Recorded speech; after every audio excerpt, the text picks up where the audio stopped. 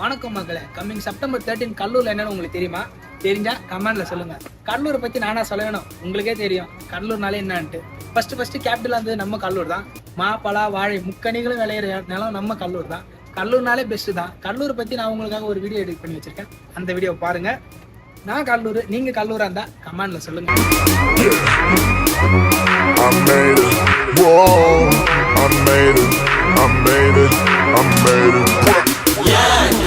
பாரு இது தாண்டா எங்கூரு மொரச்சா பொண்ண மரபோம் நீ அடிச்சா பொண்ண அழிப்போம் டக்கரு டக்கரு டக்கரு டக்கரு இதுதான் என் ஊரு டக்கரு டக்கரு டக்கரு டக்கரு நீ மோதி பாரு